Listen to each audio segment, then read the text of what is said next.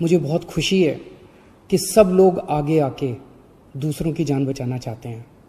हर धर्म के लोग, चाहे वो किसी भी धर्म के हो, किसी भी जात के हों, सब लोगों के मन में एक जज्बा है कि मेरी जान बची, अब मैं किस तरह से दूसरों की जान बचा सकता हूँ।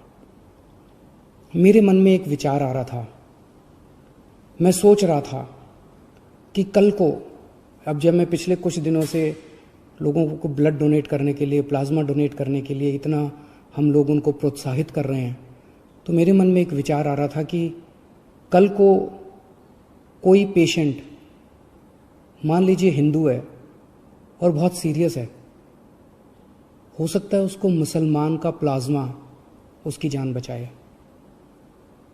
मान लीजिए कोई पेशेंट मुसलमान है, बहुत सीरियस है, हो सकता है किसी हिंदू का प्लाज्मा, हिंदू के शरीर का प्लाज्मा उसकी जान बचाए।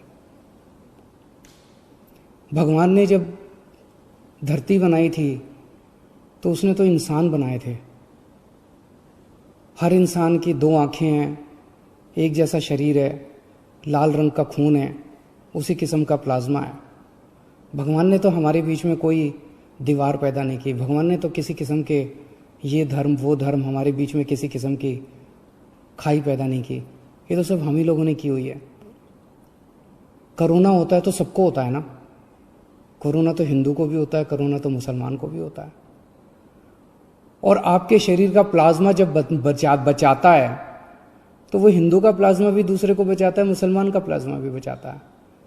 हिंदू का प्लाज्मा मुसलमान को भी बचाता है, मुसलमान का प्लाज्मा हिंदू को भी बचाता है। तो फिर ये दीवारें हम लोगों ने आपस में क्यों पैदा की हुई हैं? कम से कम ये कोरोना की बीमारी से हम ये सीख तो ले सकते हैं।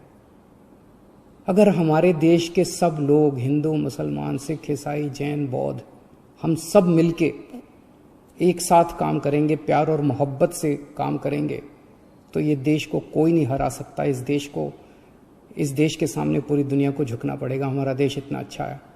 और अगर हम बट गए, आपस में लड़ते रहे, तो फिर कोई उम्मीद नहीं बचती है। तो मुझे लगता है इससे हमें ये सबक लेना चाहिए। अगर आपके मन में कभी भी कोई दुर्भावना आती है किसी दूसरे धर्म के व्यक्ति के प्रति, तो ये सोच लेना कि हो सकता है उसका प्लाज्मा कल को आपके काम आए और आपकी ज़िंदगी बचाए। Thank you.